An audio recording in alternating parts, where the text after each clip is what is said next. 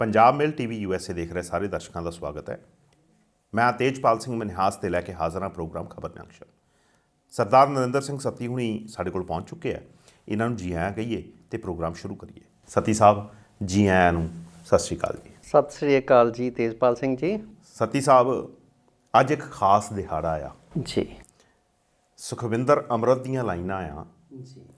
ਕਹਿੰਦੀ ਇਹ ਮਰ ਮਰ ਕੇ ਜਿਉਣਾ ਛੱਡ, ਬਗਾਵਤ ਕਰ ਤੇ ਟੱਕਰ ਲੈ, ਤੇਰੇ ਹਿੱਸੇ ਦੀ ਦੁਨੀਆ ਤੇ ਕਿਸੇ ਦਾ ਰਾਜ ਕਿਉਂ ਹੋਵੇ।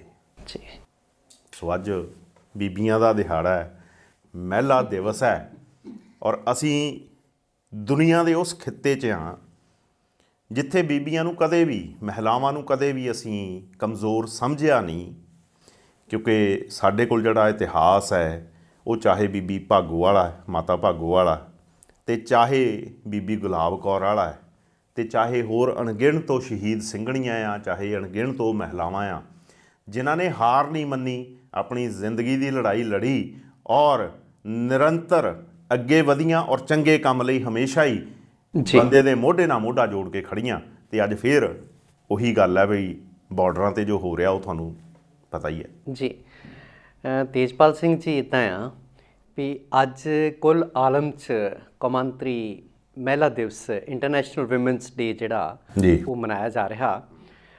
ਦਰਅਸਲ ਆਪਾਂ ਇਸ ਦਿਹਾੜੇ ਦੇ ਪਿਛੋਕੜ ਵੱਲ ਥੋੜ੍ਹਾ ਜਿਹਾ ਝਾਤ ਮਾਰੀਏ ਜੀ ਤਾਂ 28 ਫਰਵਰੀ 1909 'ਚ, ਜਾਣੀ ਕਿ ਇੱਕ ਸਦੀ ਤੋਂ ਉੱਪਰ ਸਮਾਂ ਹੋ ਗਿਆ, ਸਭ ਤੋਂ ਪਹਿਲਾਂ ਸੋਸ਼ਲਿਸਟ ਪਾਰਟੀ ਆਫ ਅਮਰੀਕਾ ਨੇ ਵਿਮਨਸ ਡੇ ਮਨਾਇਆ ਸੀ ਜੀ ਨਿਊਯਾਰਕ 'ਚ।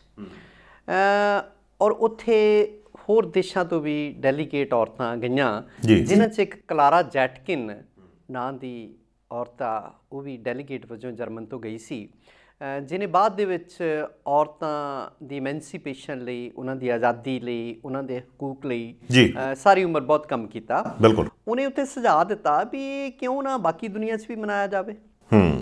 ਉੱਥੋਂ ਗੱਲ ਤੁਰਦੀ ਹੈ। ਫਿਰ 1917 ਦੇ ਸੋਵੀਅਤ ਇਨਕਲਾਬ ਦੇ ਵਿੱਚ ਔਰਤਾਂ ਨੇ ਜਿਹੜੇ ਦੁੱਖ ਝੱਲੇ। ਬਿਲਕੁਲ। ਆਪਾਂ ਮਦਰ ਨਾਵਲ ਮੈਕਸਿਮ ਗੋਰਕੀ ਦਾ ਮਾਂ ਨਾਵਲ ਜਿਹੜਾ ਆ ਦੁਨੀਆ ਦੀਆਂ ਬੇਸ਼ੁਮਾਰ ਜ਼ੁਬਾਨਾਂ ਦੇ ਵਿੱਚ ਅਨੁਵਾਦ ਹੋ ਕੇ ਛਪਿਆ। ਉਹਦੀ ਮਾਂ ਵਰਗੀਆਂ ਔਰਤਾਂ ਜਿਹੜੀਆਂ, ਉਹਨਾਂ ਨੇ ਕਿੱਦਾਂ ਜਬਰ ਜ਼ੁਲਮ ਦਾ ਟਾਕਰਾ ਕੀਤਾ, ਕਿੱਦਾਂ ਜਿਹੜੇ ਮਿਹਨਤਕਸ਼ ਲੋਕ ਆ ਉਹਨਾਂ ਲਈ ਕੰਮ ਕੀਤਾ। ਉਹ ਫਿਰ ਹੌਲੀ ਹੌਲੀ ਕਮਿਊਨਿਸਟ ਮੁਲਕਾਂ ਤੋਂ ਘੁੰਮਦਾ ਘੁਮਾਉਂਦਾ ਇਹ ਯੂਨਾਈਟਿਡ ਨੇਸ਼ਨਸ ਦੇ ਵਿੱਚ ਅੰਤ ਜਾਂਦਾ ਹੈ। ਔਰ 1977 ਤੋਂ ਫਿਰ 8 ਮਾਰਚ ਜਿਹੜਾ ਆ ਉਹ ਕੌਮਾਂਤਰੀ ਮਹਿਲਾ ਦਿਵਸ ਵਜੋਂ ਮਨਾਇਆ ਜਾ ਰਿਹਾ ਜੀ। ਅੱਜ ਦੀ ਤਰੀਕ ਦੇ ਵਿੱਚ ਬਿਨਾਂ ਸ਼ੱਕ ਭਾਰਤ ਕੋਲ ਬਹੁਤ ਸਾਡਾ ਵੀਰਾਂਗਣਾਵਾਂ ਦਾ ਇਤਿਹਾਸ ਹੈ। ਸਾਡੇ ਕੋਲ, ਜਿਵੇਂ ਤੁਸੀਂ ਕਿਹਾ, ਬੀਬੀ ਮਾਤਾ ਭਾਗੋ, ਜਿਹਨੂੰ ਆਪਾਂ ਬੀਬੀ ਭਾਗੋ, ਮਾਤਾ ਭਾਗੋ ਕਹਿੰਦੇ ਆ, ਸਿੰਘਣੀ ਸੀ। ਉਸ ਵੇਲੇ ਜ਼ੁਲਮ ਨਾਲ ਟੱਕਰ ਲੈਂਦੇ ਸੀ। ਔਰ ਫਿਰ ਸਾਡੇ ਕੋਲ ਬੀਬੀ ਗੁਲਾਬ ਕੌਰ ਵਰਗੀ ਜਿਹੜੀ ਆ ਗਦਰ ਲਹਿਰ ਦੇ ਵਿੱਚ ਜਿਨ੍ਹਾਂ ਨੇ ਕੰਮ ਕੀਤਾ, ਦਿਨ ਰਾਤ ਇੱਕ ਕੀਤਾ, ਆਪਣੀ ਜ਼ਿੰਦਗੀ ਗਦਰ ਲਹਿਰ ਦੇ ਲਿਖੇ ਲਾਈ ਆ। ਫਿਰ ਸਾਡੇ ਕੋਲ ਮੌਜੂਦਾ ਸਮੇਂ ਦੇ ਵਿੱਚ ਅੱਜ ਵੀ, ਪਰ ਮੈਂ ਸਮਝਦਾ ਜਿਹੜਾ ਔਰਤਾਂ ਦੀ ਜਿਹੜੀ ਬਰਾਬਰੀ ਦੀ ਗੱਲ ਆ, ਬਰਾਬਰੀ ਦੀ ਗੱਲ ਤਾਂ ਕਰਦੇ ਆ, ਪਰ ਅਜੋਕੇ ਸਮੇਂ ਦੇ ਵਿੱਚ ਕੀ ਉਹਨਾਂ ਦੀ ਬਰਾਬਰੀ ਕਿੰਨੀ ਕੁ ਪ੍ਰਸੰਗਕ ਹੈ, ਪ੍ਰਸੰਗਕਤਾ ਕੀ ਹੈ ਸਮਾਜ ਦੇ ਵਿੱਚ, ਉਹਨਾਂ ਨੂੰ ਅੱਜ ਵੀ 2 ਨੰਬਰ ਤੇ ਰੱਖਿਆ ਜਾਂਦਾ। ਠੀਕ।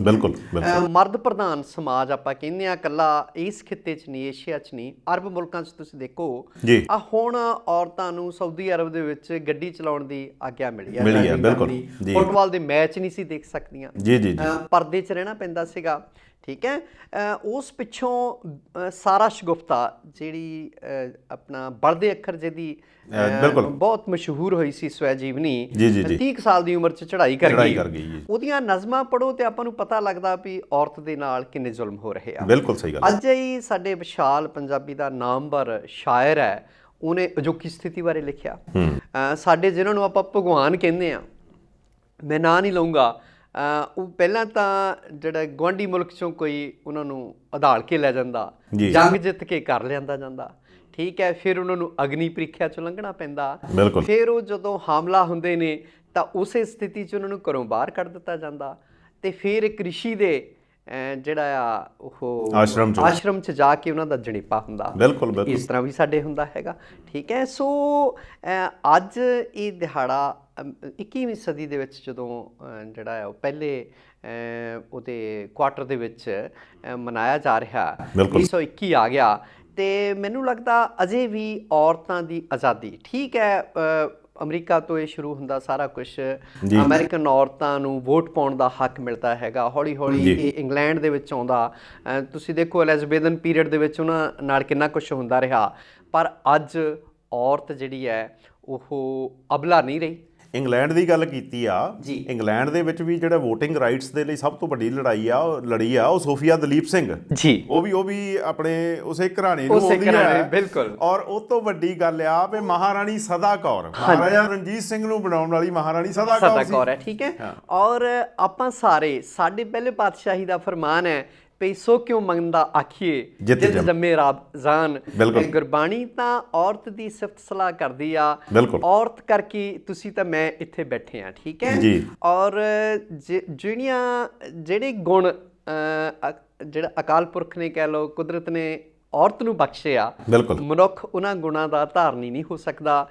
ਕਿੰਨੀ ਸਹਿਣਸ਼ੀਲਤਾ ਔਰਤ ਦੇ ਵਿੱਚ ਹੁੰਦੀ ਹੈ। ਔਰ ਤੁਸੀਂ ਦੇਖੋ ਭਈ, ਮੈਂ ਪਿਛਲੇ ਦਿਨੀ ਬੜਾ ਹੈਰਾਨ ਸੀ, ਮੈਂ ਥੋੜ੍ਹਾ ਜਿਹਾ ਪਿਛੋਕੜ ਲੱਭਣ ਦਾ ਯਤਨ ਕੀਤਾ, 4 ਬੱਚੀਆਂ ਪਾਇਲਟਸ ਅਮਰੀਕਾ ਤੋਂ ਜਿਹੜਾ ਸਭ ਤੋਂ ਲੰਮੀ ਫਲਾਈਟ ਦਿੱਲੀ ਲੈ ਕੇ ਆਉਂਦੀਆਂ ਏਅਰ ਇੰਡੀਆ ਦੀਆਂ, ਔਰ ਪੂਰਾ ਕਰੂ ਜਿਹੜਾ ਹੈ ਜਹਾਜ਼ ਦਾ, ਸਣੇ ਉਹਨਾਂ ਦੇ ਪਾਇਲਟ, ਕੋ ਪਾਇਲਟ ਆਲ ਆਰ ਲੇਡੀਜ਼। ਔਰ ਉਹਨਾਂ 'ਚ ਇੱਕ ਮਨਹਾਸ ਪਾਇਲਟ ਹੈ। ਮੈਂ ਸੋਚਦਾ ਸੀ ਵੀ ਮਨਹਾਸ ਜੰਮੂ ਕਸ਼ਮੀਰ ਪੰਜਾਬ 'ਚ ਨੇ, ਇਸ ਖਿੱਤੇ 'ਚ ਨੇ, ਹੈ ਨਾ। ਤਾਂ ਉਹ ਮੈਨੂੰ ਪਤਾ ਲੱਗਾ ਵੀ ਸ਼ਾਇਦ ਉਹ ਬਿਹਾਰ ਜਾਂ ਉੜੀਸਾ ਨਾਲ ਪਰਿਵਾਰ ਸੰਬੰਧਿਤ ਸੀਗਾ। ਸੋ ਤੁਸੀਂ ਦੇਖੋ ਵੀ, ਔਰ ਰੂਟ ਜਿਹੜਾ ਆ ਉਹ ਵੀ ਬੜੇ ਟਫ ਰੂਟ ਤੋਂ ਜਹਾਜ਼ ਉਡਾ ਕੇ ਲੈ ਕੇ ਆਈਆਂ। ਸੋ ਇਸ ਤੋਂ ਵੱਡੀ ਗੱਲ ਤਾਂ ਕੋਈ ਹੋ ਨਹੀਂ ਸਕਦੀ। ਅੱਜ ਸਾਡੇ ਕੋਲ, ਹਿੰਦੁਸਤਾਨ ਕੋਲ ਫਾਈਟਰ ਪਾਇਲਟਸ ਨੇ। ਦੁਨੀਆ ਦੀਆਂ ਤਮਾਮ ਫੋਰਸਿਸ ਦੇ ਵਿੱਚ ਔਰਤਾਂ ਜਿਹੜੀਆਂ ਉਹ ਦਲੇਰੀ ਨਾਲ ਜੰਗਾਂ ਯੁੱਧਾਂ 'ਚ ਵੀ ਲੜਦੀਆਂ ਹੈਗੀਆਂ।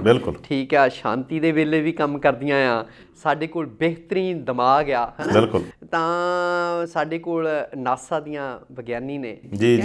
ਸਾਡੇ ਕੋਲ ਇਸ ਵੇਲੇ ਸਭ ਤੋਂ ਸ਼ਕਤੀਸ਼ਾਲੀ ਮੁਲਕ ਦੀ ਵਾਈਸ ਪ੍ਰੈਜ਼ੀਡੈਂਟ ਜਿਹੜੀ ਆ ਉਹ ਔਰਤ ਆ। ਜੀ। ਅੱਛਾ, ਹੁਣ ਆਪਾਂ ਗੱਲ ਕਰਦੇ ਹਾਂ ਥੋੜ੍ਹੀ ਜਿਹੀ ਅਜੋਕੇ ਸਮੇਂ 'ਚ ਆ ਜਾਈਏ ਆਪਾਂ। ਜੀ।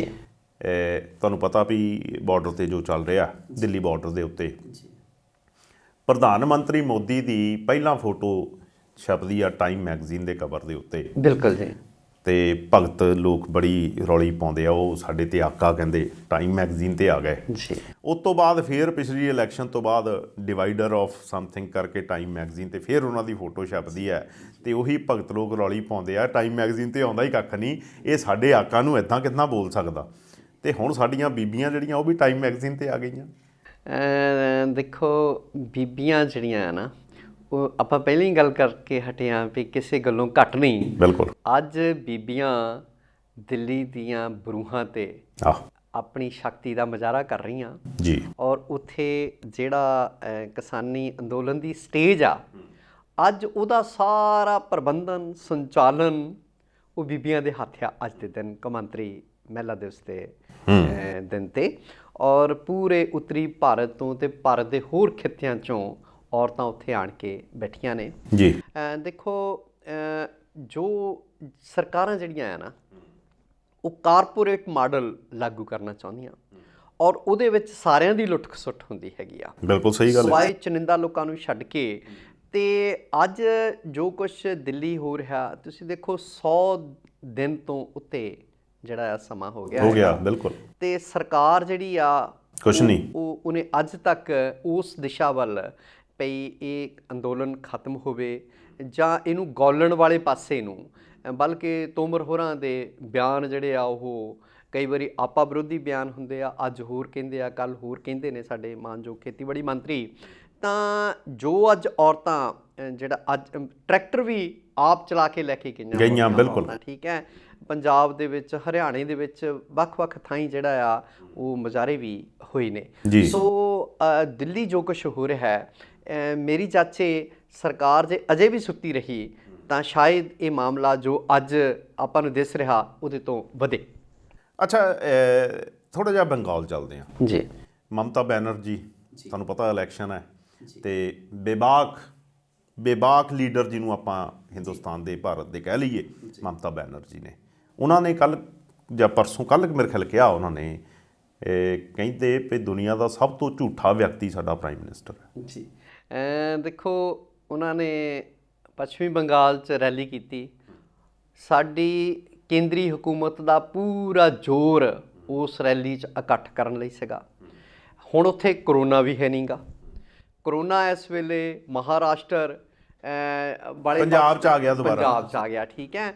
ਆਉਂਦਾ ਵੀ ਰਾਤ ਨੂੰ ਹੈ, ਰਾਤ ਨੂੰ 11 ਤੋਂ 5। ਪਰਸੋਂ ਡਾਕਟਰ ਦਵਿੰਦਰ ਬਿਮਰਾ ਸਾਹਿਤਕਾਰ ਵੀ ਨੇ, ਨਾਟਕਕਾਰ ਵੀ, ਉਹਨਾਂ ਨੇ ਆਪਣੀ ਫੇਸਬੁੱਕ ਤੇ ਪਾਈ ਵੀ ਭਾਈ ਰਾਤ ਨੂੰ ਨਾ ਕਰੋਨਾ ਮੀਟਿੰਗਾਂ ਕਰਦਾ ਫਿਰਦਾ ਹੈ, ਦਿਨੇ ਨਹੀਂ ਕਿਸੇ ਨੂੰ ਮਿਲਦਾ ਕਰਦਾ, ਇਸ ਕਰਕੇ ਰਾਤ ਨੂੰ ਕਰਫਿਊ ਦੇ ਸਮੇਂ 'ਚ ਆਪਣਾ ਧਿਆਨ ਰੱਖਣਾ। ਕਿਉਂਕਿ 2-3 ਜ਼ਿਲ੍ਹਿਆਂ ਦੇ ਵਿੱਚ, ਕਪੂਰਥਲਾ, ਜਲੰਧਰ ਦੇ ਵਿੱਚ ਜਿਹੜੀ ਮੋਦੀ ਸਾਹਿਬ ਦੀ ਰੈਲੀ ਆ ਨਾ, ਉਹਨਾਂ ਦਾ ਤਾਂ ਇੱਕੋ ਹੀ ਕੰਮ ਆ ਵੀ ਵਿਰੋਧੀਆਂ ਨੂੰ ਭੰਡਣਾ।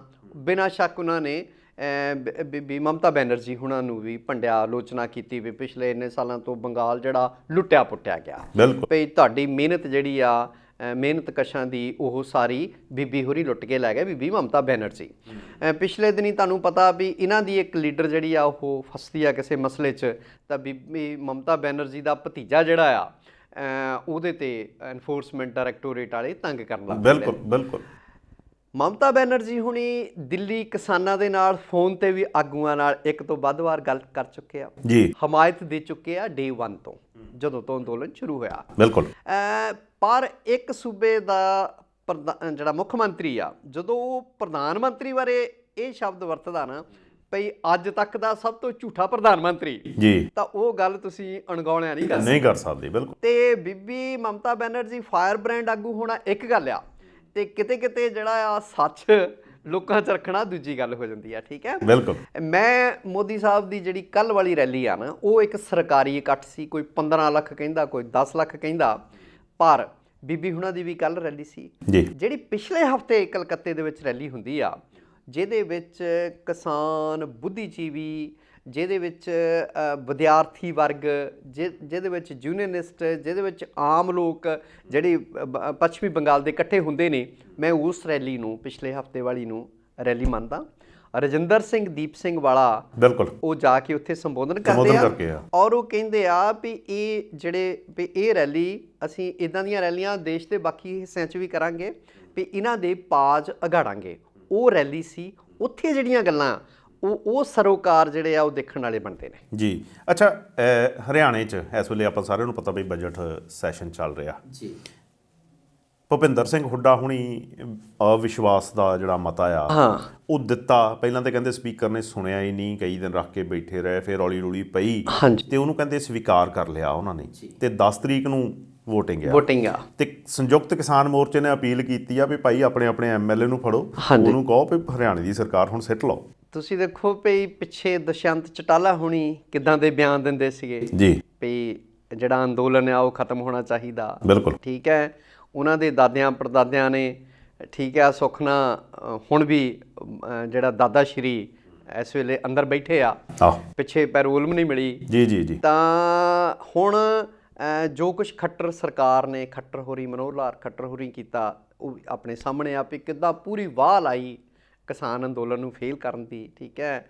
ਤੇ ਇਸ ਵੇਲੇ ਜਿਹੜੀ ਮਤਲਬ ਵੋਟ ਆਫ ਨੋ ਕੌਨਫੀਡੈਂਸ ਹੈ, ਜਿਹੜਾ ਬੇਵਿਸ਼ਵਾਸੀ ਮਤਾ ਲੈ ਰਿਹਾ, ਉਹਦੇ ਲਈ ਹੁਣ ਜਿੱਦਾਂ ਤੁਸੀਂ ਕਹਿੰਦੇ ਆ ਵੀ ਇਸ ਵੇਲੇ ਪਹਿਲੀ ਗੱਲ ਤਾਂ ਇਹ ਆ ਵੀ ਪਿਛਲੇ ਦਿਨਾਂ ਤੋਂ ਕਿੰਨੇ ਜਿਹੜੇ ਆ ਹਰਿਆਣੇ ਦੇ ਮੰਤਰੀਆਂ ਨੂੰ ਘੇਰਿਆ ਗਿਆ, ਬਿਲਕੁਲ ਸਮੇਤ ਖੱਟਰ ਸਾਹਿਬ ਦੇ। ਜਦੋਂ ਇਹ ਮਿਊਨਿਸਪੈਲਿਟੀ ਦੀਆਂ ਚੋਣਾਂ 'ਚ ਉੱਥੇ ਉਦੋਂ ਫਿਰ ਹੈਲੀਕਾਪਟਰ ਨਹੀਂ ਉਤਰਨ ਦਿੱਤਾ ਜਾਂਦਾ, ਵਾਪਸ ਜਿਹੜਾ ਮੋੜਨਾ ਪੈਂਦਾ। ਸੋ ਸੂਬੇ ਦੇ ਮੁੱਖ ਮੰਤਰੀ ਦਾ ਹੈਲੀਕਾਪਟਰ ਨਾ ਉਤਰਨ ਦਿੱਤਾ ਜਾਂਦਾ ਹੋਵੇ, ਰੈਲੀ ਕੀਤੀ ਜਾਂਦੀ ਹੋਵੇ, ਰੈਲੀ ਨਾ ਕਰਨ ਦਿੱਤੀ ਜਾਂਦੀ ਹੋਵੇ, ਔਰ ਅੰਬਾਲੇ ਦੇ ਵਿੱਚ ਮਤਲਬ ਸਮਝ ਲਓ ਵੀ ਧੱਕਾ ਮੁੱਕੀ ਤੋਂ ਬਚਾਅ ਹੋ ਗਿਆ, ਬਾਕੀ ਉਹਨਾਂ ਲੋਕਾਂ ਨੇ ਕੋਈ ਸਭ ਕੁਝ ਹੋਇਆ ਬਿਲਕੁਲ। ਤਾਂ ਜਦੋਂ ਇੱਦਾਂ ਦੇ ਹਾਲਾਤ ਪੈਦਾ ਹੋਣ, ਹੁਣ ਅੱਜ ਕਿਸਾਨ ਆਗੂਆਂ ਨੇ ਕਿਹਾ ਵੀ ਜਾਓ ਭਾਈ ਆਪਣੇ ਆਪਣੇ ਹਲਕਿਆਂ 'ਚ ਤੇ ਆਪਣੇ ਐਮਐਲਏ ਸਾਹਿਬਾਨ 'ਤੇ ਦਬਾਅ ਪਾਓ ਵੀ ਜਿਹੜਾ ਆ ਮਤੇ ਦੇ ਹੱਕ ਦੇ ਵਿੱਚ ਵੋਟਾਂ ਪੈਣ, ਤਾਂ ਕਿ ਖੱਟਰ ਹੋਰੀ ਪਿੱਛੇ ਬਿਆਨ ਵੀ ਦਿੱਤਾ ਸੀ ਵੀ ਸਰਕਾਰ ਨੂੰ ਕੋਈ ਖਤਰਾ ਨਹੀਂ, ਪਰ ਇਸ ਵੇਲੇ ਸਰਕਾਰ ਪੂਰੀ ਜਰਕੀ ਪਈ ਆ ਔਰ ਕੋਈ ਪਤਾ ਨਹੀਂ 10 ਤਰੀਕ ਨੂੰ ਵਿਧਾਨ ਸਭਾ ਦੇ ਫਲੋਰ ਤੇ ਕੀ ਹੋਣਾ ਹੈਗਾ। ਅੱਛਾ, ਤੁਸੀਂ ਪੰਜਾਬ 'ਚ ਰਹਿੰਦੇ ਹੋ, ਬਿਲਕੁਲ। ਤੁਹਾਨੂੰ ਪੰਜਾਬ ਦੇ ਵਿੱਚ ਬਹੁਤ ਜ਼ਿਆਦਾ ਖੁਸ਼ਹਾਲੀ ਅੱਜ ਦਿਸੀ ਜਾਂ ਨਹੀਂ ਦਿਸੀ? ਇਹ ਖੁਸ਼ਹਾਲੀ ਸ਼ਾਇਦ ਕਾਗਜ਼ਾਂ 'ਚ ਹੀ ਹੋਵੇ ਜਾਂ ਖਬਰਾਂ 'ਚ ਹੀ ਹੋਵੇ, ਨਹੀਂ, ਕੈਪਟਨ ਵਾਸਤਵਿਕ ਰੂਪ 'ਚ ਤਾਂ ਕਦੇ ਦਿਸੀ ਨਹੀਂ ਮੈਨੂੰ। ਨਹੀਂ, ਕੈਪਟਨ ਅਮਰਿੰਦਰ ਸਿੰਘ ਉਹਨਾਂ ਦੀ ਮੈਂ ਸੁਣ ਰਿਹਾ ਸੀਗਾ, ਉਹਨਾਂ ਦੇ ਮੰਤਰੀ ਮੰਡਲ ਦੀ ਮੀਟਿੰਗ ਤੋਂ ਬਾਅਦ ਜਿਹੜੀ ਟੀਵੀ ਦੇ ਉੱਤੇ ਹੈਡਲਾਈਨ ਆ ਰਹੀ ਸੀ, ਉਹ ਕਹਿੰਦੇ ਕੈਪਟਨ ਸਾਹਿਬ ਉਹਨਾਂ ਦੀ ਪਾਰਟੀ ਕਹਿ ਰਹੀ ਆ ਵੀ ਅਸੀਂ ਤੇ 84 ਤੋਂ 85% ਵਾਅਦੇ ਪੂਰੇ ਕਰਤੇ ਆ। ਮੈਂ ਕਿਹਾ ਵੀ ਜੇ ਕਰਤੇ ਆ ਤੇ ਪੰਜਾਬ 'ਚ ਤੇ ਇਸ ਵੇਲੇ ਪੂਰੀ ਖੁਸ਼ਹਾਲੀ ਚਾਹੀਦੀ ਆ। ਪਹਿਲੀ ਗੱਲ ਤਾਂ ਉਹਨਾਂ ਦੇ ਵਿੱਤ ਮੰਤਰੀ ਮਨਪ੍ਰੀਤ ਬਾਦਲ ਹੁਣੀ ਕਹਿੰਦੇ ਵੀ ਜੀ ਕਿਸਾਨਾਂ ਦੇ ਕਰਜ਼ਿਆਂ ਤੇ ਲੀਕ ਮਾਰਨ ਲਈ ਜੀ ਬਹੁਤ ਮਤਲਬ ਵੱਡੇ ਵਿੱਤੀ ਪ੍ਰਬੰਧ ਜਿਹੜੇ ਆ ਉਹ ਕਰਨੇ ਪੈਣੇ ਆ, ਉਹ ਹੁਣ ਕਰਨੇ ਪੈਣੇ ਆ। 4 ਸਾਲ ਬਾਅਦ 4 ਸਾਲ ਬਾਅਦ, ਠੀਕ ਹੈ। ਪਹਿਲਾਂ ਕਿਉਂ ਨਹੀਂ ਚੇਤਾ ਆਇਆ? ਦੂਸਰਾ, ਜਿਹੜੀ ਗੱਲ ਹੈ ਨਾ ਭਈ ਲੋਕਾਂ ਦੇ ਕਰਜ਼ਿਆਂ ਤੇ ਲੀਕ ਮਾਰਨੀ, ਉਹਦੇ ਲਈ ਤਾਂ ਵਿੱਤੀ ਪ੍ਰਬੰਧ ਕਰਨੇ ਪੈਂਦੇ ਆ। ਜਦੋਂ MLA ਸਾਹਿਬਾਨ ਲਈ, ਆਪਣਿਆਂ ਲਈ, ਮੰਤਰੀਆਂ ਲਈ ਗੱਡੀਆਂ ਵਧੀਆ ਲੈਣੀਆਂ ਹੁੰਦੀਆਂ, ਲਗਜ਼ਰੀ ਗੱਡੀਆਂ, ਉਦੋਂ ਨਹੀਂ ਕੋਈ। ਜਦੋਂ ਭੱਤੇ ਵਧਾਉਣੇ ਹੁੰਦੇ ਉਦੋਂ ਨਹੀਂ ਕੋਈ। ਜਦੋਂ ਲੋਕਾਂ ਦੇ ਹਿੱਤਾਂ ਦੀ ਗੱਲ ਆਉਂਦੀ ਆ ਵੀ ਥੋੜ੍ਹਾ ਬਹੁਤ ਰਾਹਤ ਮਿਲੇ, ਕਿਸਾਨ ਅੱਜ ਖੁਦਕੁਸ਼ੀਆਂ ਕਰ ਰਹੇ ਆ। ਬਿਲਕੁਲ। ਤੁਸੀਂ ਦੇਖੋ ਭਈ ਇੱਦਾਂ ਦੀ ਸਥਿਤੀ ਅੱਜ ਤੱਕ ਕਦੀ ਕਿਸਾਨੀ ਦੀ ਹੋਈ ਨਹੀਂ ਸੀ ਜਿੰਨੀ ਮਾੜੀ ਸਥਿਤੀ 'ਚ ਇਸ ਵੇਲੇ ਹੈਗੀ ਹੈ, ਠੀਕ ਹੈ। ਤੇ ਉਹਨਾਂ ਦੇ ਜਿਹੜਾ ਉਹਦੇ ਲਈ ਵਿਸ਼ੇਸ਼ ਪ੍ਰਬੰਧ ਇਹਨਾਂ ਨੂੰ ਕਰਨੇ ਪੈਣੇ ਸਰਕਾਰ ਨੂੰ। ਜਿਹੜੀ ਤੁਸੀਂ ਕਹਿੰਦੇ ਆ ਕੈਪਟਨ ਸਾਹਿਬ ਦੀ ਗੱਲ ਪਈ ਜੀ, 84 85 86% ਜਿਹੜੇ ਵਾਅਦੇ ਮੈਂ ਚੋਣ ਵਾਅਦੇ ਪੂਰੇ ਕਰ ਦਿੱਤੇ। ਪਹਿਲੀ ਗੱਲ ਤਾਂ ਇਹ ਆ ਭਈ ਤੇਜਪਾਲ ਜੀ, ਇਹ ਵੀ ਇੱਕ ਕਾਨੂੰਨ ਬਣਨਾ ਚਾਹੀਦਾ ਭਈ ਮੈਨੀਫੈਸਟੋ ਜਿਹੜੇ ਚੋਣ ਮਨੋਰਥ ਪੱਤਰ ਆ ਉਹਨਾਂ 'ਤੇ ਖਰੇ ਨਾ ਉਤਰਨ ਵਾਲੀਆਂ ਸਰਕਾਰਾਂ ਦੀ ਜਵਾਬਦੇਹੀ ਹੋਣੀ ਚਾਹੀਦੀ ਆ, ਕਾਨੂੰਨਨ ਜਵਾਬਦੇਹੀ ਹੋਣੀ ਚਾਹੀਦੀ ਆ, ਠੀਕ ਹੈ। ਇਹਨਾਂ ਨੂੰ ਅਦਾਲਤਾਂ ਦੇ ਕਟਹਿਰਿਆਂ 'ਚ ਖੜੇ ਕੀਤਾ ਜਾਣਾ ਬਣਦਾ ਹੈ। ਦੂਸਰੀ ਗੱਲ ਇਹ ਭਈ ਜਿਵੇਂ ਕੈਪਟਨ ਸਾਹਿਬ ਕਹਿੰਦੇ ਆ ਭਈ ਮੈਂ ਤਾਂ ਜੀ ਜੇ ਉਨੇ ਵਾਅਦੇ ਪੂਰੇ ਹੋ ਜਾਣ ਫੇਰ ਤਾਂ ਜਿੱਦਾਂ ਸੁਖਬੀਰ ਬਾਦਲ ਹੁਣੀ ਪੰਜਾਬ ਨੂੰ ਕੈਲੀਫੋਰਨੀਆ ਬਣਾਉਂਦੇ, ਇੰਨੇ ਸਾਲ ਰਾਜ ਕਰ ਗਏ ਆ, ਫਿਰ ਤਾਂ ਪੰਜਾਬ ਦੀ ਤਸਵੀਰ ਹੀ ਕੁਝ ਹੋਰ ਹੁੰਦੀ। ਅਸਲ 'ਚ ਮੈਨੂੰ ਲੱਗਦਾ ਹੈ ਜਿਹੜਾ ਇੰਡੀਪੈਂਡੈਂਟ ਦੂਸਰੇ ਹੋਣ ਉਹਨਾਂ ਕੋਲੋਂ ਸਟੇਟ ਆਡਿਟ ਹੋਣੇ ਚਾਹੀਦੇ ਐਵਰੀ ਈਅਰ। ਬਿਲਕੁਲ ਬਿਲਕੁਲ। ਜਦ ਕਿ ਕਦੇ ਆਡਿਟ ਨਹੀਂ ਕਰਾਉਂਦੇ, ਕਿਹੜਾ ਪੈਸਾ ਕਿੱਥੋਂ ਆਇਆ ਕਿੱਥੇ ਗਿਆ ਕੋਈ ਹੈ ਹੀ ਨਹੀਂ। ਬਿਲਕੁਲ। ਦੂਸਰਾ ਇਹ ਭਈ ਜਿਹੜੀ ਆਪਾਂ ਕਹਿੰਦੇ ਆ ਭਈ ਹੁਣ ਆਪਾਂ ਕਹਿੰਦੇ ਜੀ ਵੀ ਸਵਾਮੀਨਾਥਨ ਕਮਿਸ਼ਨ ਦੀ ਰਿਪੋਰਟ ਜਿਹੜੀ ਉਹ ਲਾਗੂ ਨਹੀਂ ਹੋਈ, ਹੈ ਨਾ। ਜਿਹੜੀ ਆਪਣੀ 17 ਦੇ ਵਿੱਚ ਕਮੇਟੀ ਬਣਦੀ ਆ ਜਿਹਦੇ ਵਿੱਚ ਮਾਨਸ਼ਾਹੀਆ ਹੋਰੀ ਤੇ ਦੂਸਰੇ ਹਰਿੰਦਰਪਾਲ ਸਿੰਘ ਚੰਦੂ ਮਾਜਰਾ ਹੋਰੀ, ਉਹ 19 ਚ ਰਿਪੋਰਟ ਦਾਖਲ ਹੋ ਜਾਂਦੀ, ਉਹਦੇ ਤੇ ਅੱਜ ਤੱਕ ਚਰਚਾ ਨਹੀਂ ਕਰਵਾਈ। ਉਹ ਵੀ ਕਿਸਾਨਾਂ ਦੀ, ਕਿਸਾਨ ਖੁਦਕੁਸ਼ੀਆਂ ਕਰ ਰਹੇ ਆ, ਠੀਕ ਆ, ਬੇਰੁਜ਼ਗਾਰੀ, ਠੀਕ ਹੈ। ਔਰ ਜਿਹੜੇ ਯੂਥ ਹੈ ਉਹ ਔਖੀ ਸੌਖੀ ਹਰ ਹੀਲਾ ਵਰਤ ਕੇ ਵਿਦੇਸ਼ਾਂ 'ਚ ਜਾ ਰਹੀ ਆ, ਪੜ੍ਹਾਈ ਦੇ ਪੱਜ ਬਾਰਡਰਾਂ ਤੇ ਗੋਲੀਆਂ ਖਾ ਰਹੇ ਆ, ਹੈ ਨਾ, ਵਿਦੇਸ਼ਾਂ ਦੀਆਂ, ਚਾਹੇ ਉਹ ਯੂਰਪ ਹੈ ਚਾਹੇ ਕੈਨੇਡਾ ਅਮਰੀਕਾ ਆ। ਬਿਲਕੁਲ।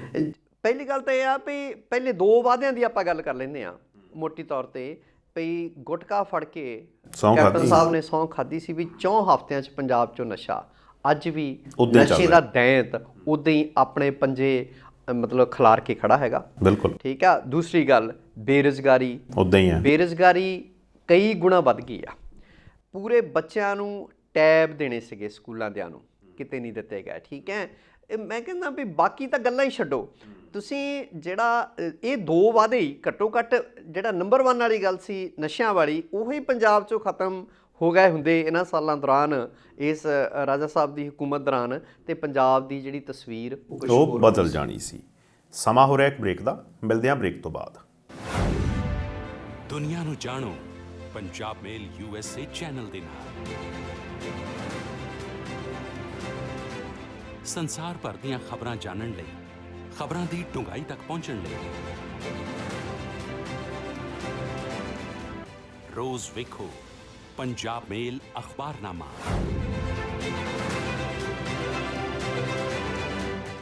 ਸਿਰਫ ਪੰਜਾਬ ਮੇਲ USA ਚੈਨਲ ਤੇ।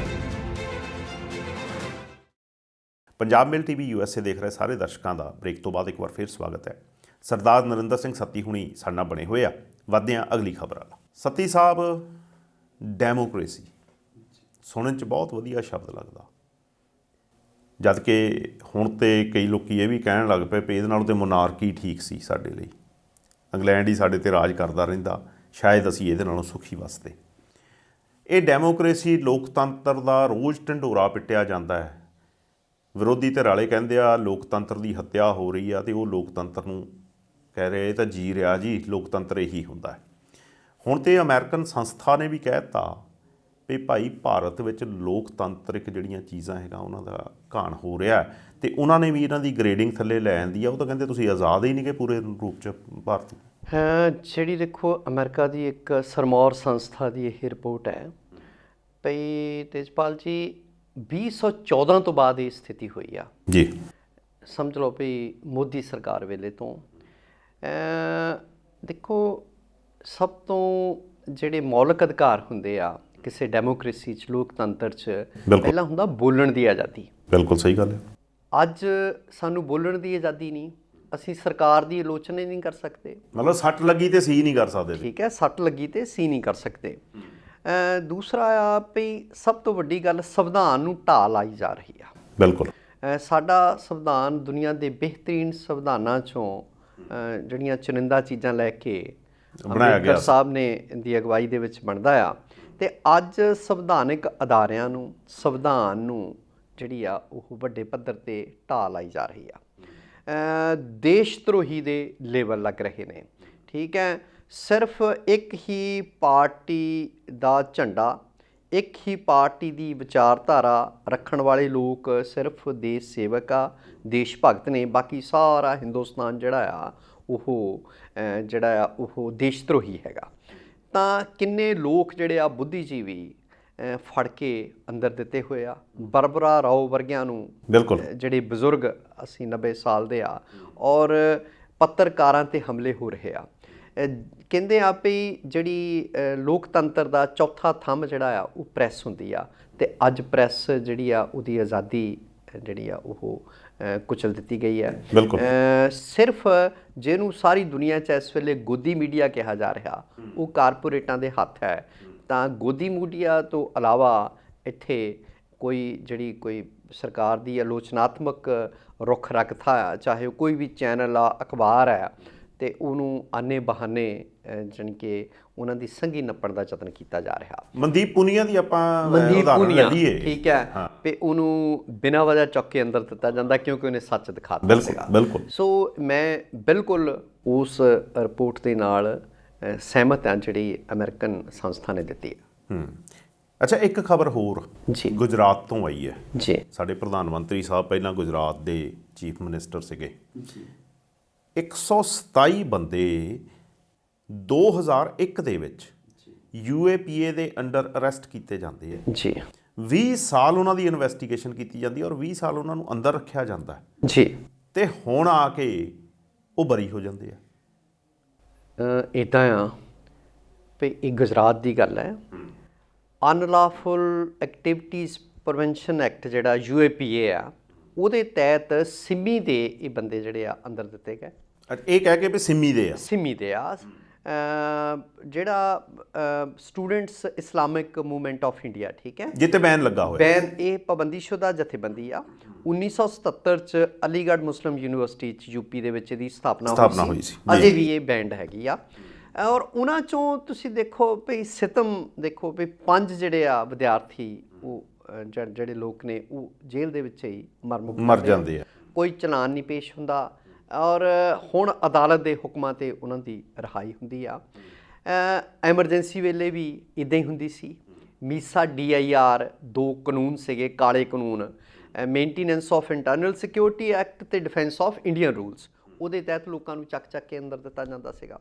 ਠੀਕ ਹੈ, ਪੰਜਾਬ ਦੇ ਵਿੱਚ ਸਿੱਖਾਂ ਦੇ ਨਾਲ ਕੀ ਹੋ ਰਿਹਾ? ਬਿਲਕੁਲ ਠੀਕ ਹੈ। 1984 ਦੇ ਜਿਹੜੇ ਅਜੇ ਵੀ ਜੇਲ੍ਹਾਂ 'ਚ ਬੰਦ ਨੇ, ਜੇਲ੍ਹਾਂ ਦੇ ਵਿੱਚ ਬੰਦ ਆ, ਕੋਈ ਸੁਣਵਾਈ ਨਹੀਂ।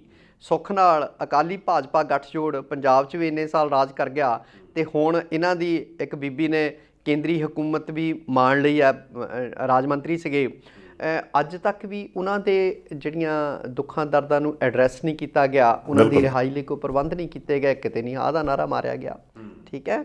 ਸੋ ਇਹ ਸਰਕਾਰਾਂ ਜੋ ਕੁਛ ਕਰ ਰਹੀਆਂ ਨਾ, ਇਹ ਲੋਕਾਂ ਦਾ ਹੋਰ ਕਿੰਨਾ ਕੁ ਸਬਰ ਪਰਖਿਆ ਜਾ ਸਕਦਾ, ਹੋਰ ਕਿੰਨਾ ਕੁ ਲੋਕਾਂ ਦੇ ਨਾਲ ਧੱਕਾ ਕੀਤਾ ਜਾ ਸਕਦਾ ਵੀ ਤੁਸੀਂ 20-21 ਸਾਲ ਲੋਕਾਂ ਨੂੰ ਜੇਲ੍ਹ 'ਚ ਡੱਕ ਰੱਖੋ ਤੇ ਉਹਨਾਂ ਦੀ ਜ਼ਿੰਦਗੀ ਦਾ ਇੱਕ ਬਿਹਤਰ ਹਿੱਸਾ ਜਿਹੜਾ ਉਹ ਜੇਲ੍ਹ 'ਚ ਉਹ ਜਾਇਆ ਹੋ ਜਾਵੇ, ਤਾਂ ਉਹਦੇ ਲਈ ਕੌਣ ਜਵਾਬਦੇਹ ਆ? ਸੱਤੀ ਸਾਹਿਬ 5 ਬੰਦੇ ਜੀ ਜਿਨ੍ਹਾਂ ਨੇ ਆਪਣੀ ਜ਼ਿੰਦਗੀ ਮੰਨਣੀ ਸੀ, ਉਹ 5 ਬੰਦੇ ਅੰਦਰ ਹੀ ਜੇਲ੍ਹ 'ਚ ਹੀ ਡੈਥ ਹੋ ਗਈ ਬਿਲਕੁਲ। ਔਰ ਬਿਨਾਂ ਕਿਸੇ ਕ੍ਰਾਈਮ ਦੇ। ਬਿਲਕੁਲ ਠੀਕ ਆ। ਹੁਣ ਤੁਸੀਂ ਇੱਕ ਚੀਜ਼ ਦੇਖੋ ਵੀ ਡਾਕਟਰ ਕਫੀਲ ਦੀ ਮੈਂ ਐਗਜ਼ਾਮਪਲ ਦਿੰਨਾ, ਹਾਂਜੀ। ਜਿਨ੍ਹਾਂ ਨੇ ਉਦੋਂ ਗੋਰਖਪੁਰ ਦੇ ਵਿੱਚ ਹੋਇਆ ਸੀ। ਡਾਕਟਰ ਕਫੀਲ ਜਿਸ ਦਿਨ ਰਿਹਾ ਹੋਣੇ ਸੀ ਉਸ ਦਿਨ ਉਹਨਾਂ ਤੇ ਨਵੀਂ ਧਾਰਾ ਲਾ ਦਿੱਤੀ ਜਾਂਦੀ ਸੀ ਔਰ ਫਿਰ ਉਹਨਾਂ ਨੂੰ ਅੰਦਰ ਰੱਖਿਆ ਜਾਂਦਾ ਤਾਰ ਸੀ। ਕਰ ਲੈਂਦੇ। ਹਾਂਜੀ। ਜਦੋਂ ਉਹਨਾਂ ਦਾ ਕੋਰਟ ਦੇ ਵਿੱਚ ਕੇਸ ਗਿਆ ਤੇ ਉਹਨਾਂ ਦੇ ਬਾਰੇ ਵੀ ਇਹੀ ਗੱਲ ਹੋਈ ਵੀ ਇਹ ਕੋਈ ਸਫੀਸ਼ੀਐਂਟ ਸਬੂਤ ਨਹੀਂ ਹੈਗਾ, ਇਹਦੇ ਵਿੱਚ ਕੁਝ ਇਹੋ ਜਿਹਾ ਪ੍ਰੂਫ ਨਹੀਂ ਹੁੰਦਾ ਵੀ ਇਹਨਾਂ ਨੇ ਕੁਝ ਇਹੋ ਦੇਸ਼ ਵਿਰੋਧੀ ਐਕਟੀਵਿਟੀ ਕੀਤੀ ਆ। ਇਹਨਾਂ 127 ਬੰਦਿਆਂ ਦੇ ਬਾਰੇ ਵੀ ਕੋਰਟ ਨੇ ਇਹੀ ਕਿਹਾ। ਠੀਕ ਆ, ਚਲੋ 122 ਉਹਨਾਂ 'ਚੋਂ ਬਾਹਰ ਆ ਗਏ, ਉਹਨਾਂ ਦੀ ਜ਼ਿੰਦਗੀ ਦੇ 20 ਸਾਲ ਉਹਨਾਂ ਦੀ ਜ਼ਿੰਦਗੀ 'ਚੋਂ ਖੋਹ ਲੈ ਗਏ। ਉਹਦੀ ਜਵਾਬਦੇਹੀ ਉਹ ਪੁਲਿਸ ਵਾਲੇ ਜਿਨ੍ਹਾਂ ਨੇ ਉੱਤੇ ਉਹ ਧਾਰਾਵਾਂ ਲਾਈਆਂ, ਉਸ ਵੇਲੇ ਦਾ ਗੁਜਰਾਤ ਦਾ ਹੋਮ ਮਿਨਿਸਟਰ ਜਿਹਦੀ ਦੇਖ ਰੇਖ ਦੇ ਵਿੱਚ ਇਹ ਸਾਰਾ ਕੁਝ ਹੋਇਆ, ਉਹ ਕਿੱਥੇ ਆ? ਉਸ ਵੇਲੇ ਦਾ ਗੁਜਰਾਤ ਦਾ ਚੀਫ ਮਿਨਿਸਟਰ ਕਿੱਥੇ ਆ? ਕਦੇ ਉਹਨਾਂ ਦੀ ਜਵਾਬਦੇਹੀ ਤੈਅ ਹੋਊਗੀ, ਉਹਨਾਂ ਨੂੰ ਚੱਕ ਕੇ ਅੰਦਰ ਕਿਉਂ ਨਹੀਂ ਕੀਤਾ ਜਾਂਦਾ? ਉਸ ਵੇਲੇ ਦਾ ਉੱਥੋਂ ਦਾ ਡੀਜੀਪੀ ਕੌਣ ਸੀ? ਉਹ ਵੀ ਉਨਾ ਹੀ ਜ਼ਿੰਮੇਵਾਰ ਆ। ਬਿਲਕੁਲ। ਪੁਲਿਸ ਮੁਖੀ। ਦੇਖੋ ਇਹ ਰੌਲਾ ਜਿਹੜੇ ਆ ਬੁੱਧੀਜੀਵੀ ਪਾਉਂਦੇ ਨੇ ਭਈ ਇਹੀ ਤਾਂ ਮੰਗਿਆ ਨਾ ਵੀ ਜਵਾਬਦੇਹੀ ਬਣੇ, ਐਂਸਰੇਬਲ ਹੋਣ। ਬਿਲਕੁਲ। ਹੋਰ ਤਾਂ ਹੋਰ ਤੁਸੀਂ ਦੇਖੋ ਭਈ ਜਿਹੜੇ ਕਸ਼ਮੀਰ ਦੇ ਵਿੱਚ ਤਾਂ ਅੱਤਵਾਦੀ ਨਹੀਂ ਨਾ, ਲੋਕਾਂ ਦੇ ਚੁਣੇ ਹੋਏ ਆਗੂ ਆ, ਚਾਹੇ ਉਹ ਮਹਿਬੂਬਾ ਮੁਫਤੀ ਹੋਵੇ, ਚਾਹੇ ਉਹ ਫਾਰੂਕ ਅਬਦੁੱਲਾ ਹੋਵੇ। ਫਾਰੂਕ ਅਬਦੁੱਲਾ ਦੇ ਪਿਛਲੇ ਦਿਨੀ ਉਹਨਾਂ ਨੇ ਇੱਕ ਰਿਟ ਕਰ ਦਿੱਤੀ, ਉਹ ਸਾਰਾ ਕੁਝ ਪ੍ਰੋਜੈਕਟਡ ਹੁੰਦਾ ਤੇ ਸੁਪਰੀਮ ਕੋਰਟ ਕਹਿ ਰਹੀ ਆ ਵੀ ਵੱਖਰੀ ਵਿਚਾਰਤਾ ਰੱਖਣ ਵਾਲਾ ਕੋਈ ਦੇਸ਼ ਧਰੋਹੀ ਨਹੀਂ ਹੁੰਦਾ, ਹੈ ਨਾ। ਤੇ ਉਹਨਾਂ ਨੂੰ ਜਿਹੜਾ ਘਰਾਂ ਦੇ ਵਿੱਚ ਨਜ਼ਰਬੰਦ ਕਰ ਦਿੱਤਾ ਜਾਂਦਾ। ਸੁਪਰੀਮ ਕੋਰਟ 'ਚ ਝੂਠੇ ਹਲਫਨਾਮੇ ਦਾਇਰ ਹੁੰਦੇ ਆ ਵੀ ਅਸੀਂ ਤਾਂ ਜੀ ਕੋਈ ਉਹਨਾਂ ਨੂੰ। ਸੋ ਜੇ ਇਹੋ ਜਿਹਾ ਤਾਕਤਵਰ ਲੋਕਾਂ ਦੇ ਆਗੂਆਂ ਨਾਲ ਇੱਦਾਂ ਹੁੰਦਾ ਤੇ ਉਹੀ ਕੁਛ ਬੁੱਧੀਜੀਵੀਆਂ ਨਾਲ ਹੁੰਦਾ, ਉਹੀ ਕੁਛ ਵੱਖਰੀ ਵਿਚਾਰ। ਔਰ ਫਿਰ ਅਦਾਲਤ ਦੇ ਹੁਕਮਾਂ ਤੇ ਚਲੋ ਮੰਨ ਲਿਆ ਹੁਣ ਉਹ ਜਿਹੜੇ ਆ ਬਾਕੀ ਤੇ ਗੁਜਰਾਤ ਦੇ ਵਿੱਚ ਸਿੰਮੀ ਵਾਲੇ ਰਿਹਾ ਹੋ ਗਏ, ਪਰ ਜਿਹੜੇ ਆ ਉਹਨਾਂ ਦਾ ਜ਼ਿੰਦਗੀ ਦਾ ਉਹ ਸਾਰਾ ਕੁਛ ਜਿਹੜਾ ਆ ਉਹ ਖੂਹ ਖਾਤੇ ਪਿਆ। ਜਿਹੜੇ ਉਹ 20 ਵਰੇ ਉਹਨਾਂ ਦੀ ਜ਼ਿੰਦਗੀ 'ਚੋਂ ਮਨਫੀ ਹੋਏ ਆ, ਉਹਨਾਂ ਦੀ ਜਵਾਬਦੇਹੀ ਕਿਹਨਾਂ ਲੋਕਾਂ ਤੋਂ ਬਣਦੀ ਹੈਗੀ ਆ। ਇਹ ਕਿੰਨਾ ਚਿਰ ਚੱਲੇਗਾ ਜੀ? ਮੈਂ ਪਿਛਲੇ ਦਿਨਾਂ 'ਚ ਇੱਕ ਇੰਟਰਵਿਊ ਦੇਖ ਰਿਹਾ ਸੀਗਾ ਜੀ, ਦਾ ਵਾਇਰ ਵਾਲੇ ਜਿਹੜੇ ਦਾ ਵਿਨੋਦ ਦੁਬੇ ਜੀ, ਉਹਨਾਂ ਦੀ ਮੈਂ ਇੰਟਰਵਿਊ ਦੇਖ ਰਿਹਾ ਸੀਗਾ। ਬਹੁਤ ਅੱਛੇ ਪ੍ਰੈਸ ਦੇ ਰਿਪੋਰਟਰ ਨੇ ਉਹ, ਔਰ ਬਹੁਤ ਅੱਛੇ ਜਰਨਲਿਸਟ ਨੇ। ਉਹ ਆਪਣੀ ਇੰਟਰਵਿਊ 'ਚ ਕਹਿੰਦੇ ਮੈਂ ਭਾਰਤ ਦਾ ਪਹਿਲਾ ਪਦਮ ਸ਼੍ਰੀ ਦੇਸ਼ ਧਰੋਹੀ ਹਾਂ ਜੀ। ਬਿਨਾਂ ਸ਼ੱਕ ਉਹਨਾਂ ਨੂੰ ਪਦਮ ਸ਼੍ਰੀ ਵੀ ਮਿਲਿਆ, ਉਹਨਾਂ ਤੇ ਇਸ ਵੇਲੇ ਦੇਸ਼ ਧਰੋਹ ਦੀ ਧਾਰਾ ਵੀ ਲੱਗੀ ਹੋਈ ਆ। ਬਿਲਕੁਲ।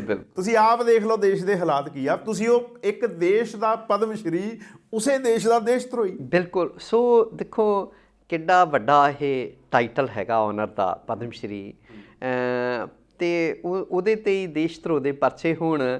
ਸੋ ਜਾਂ ਤਾਂ ਉਸ ਵੇਲੇ ਜਦੋਂ ਉਹਨੂੰ ਜਿਹੜਾ ਦੁਬੇ ਸਾਹਿਬ ਨੂੰ ਪਦਮ ਸ਼੍ਰੀ ਨਾਲ ਸਨਮਾਨਿਆ ਗਿਆ, ਉਹ ਚੋਣ ਗਲਤ ਸੀਗੀ ਜਾਂ ਉਹ ਹੁਣ ਗਲਤ ਨੇ। ਤੇ ਕਿਤੇ ਕਿਤੇ ਮੈਨੂੰ ਲੱਗਦਾ ਹੁੰਦਾ ਵੀ NDTV, ਦਾ ਵਾਇਰ, ਦਾ ਲਾਂਡਰੀ, ਦਾ ਕੁਇੰਟ, ਇਹਨਾਂ ਲੋਕਾਂ ਨੂੰ ਜ਼ਰੂਰ ਕਿਤੇ ਨਾ ਕਿਤੇ ਗੇੜ ਦੇ ਵਿੱਚ ਲਿਆਂਦਾ ਜਾਏਗਾ। NDTV ਵਾਲਾ ਦੁਆਲੇ ਤੋਂ ਪਹਿਲਾਂ ਹੀ ਹੋ ਚੁੱਕੇ ਆ, ਠੀਕ ਹੈ ਨਾ। ਬਿਲਕੁਲ। ਤੇ ਕਿਉਂਕਿ ਉਹ ਖਰੀਆਂ ਨਿਊਜ਼ ਕਲਿੱਕ ਵਾਲੇ ਵੀ ਹੁਣ ਆ ਗਏ, ਈਡੀ ਕਿੰਨੇ ਦਿਨ ਜਾ ਕੇ ਬੈਠੀ ਰਹੀ ਉਹਨਾਂ ਦੇ। ਬਿਲਕੁਲ। ਸੋ ਇਹ ਸਰਕਾਰਾਂ ਦਾ ਧੱਕਾ ਜਿਹੜਾ ਹੈ ਨਾ ਤੇਜਪਾਲ ਜੀ, ਬਹੁਤਾ ਸਮਾਂ ਨਹੀਂ ਚੱਲਦਾ ਹੁੰਦਾ ਤੇ ਇੱਕ ਨਾ ਇੱਕ ਦਿਨ ਨਾ ਫਿਰ ਸਰਕਾਰਾਂ ਨੂੰ ਝੁਕਣਾ ਪੈਂਦਾ ਹੈਗਾ ਜੀ।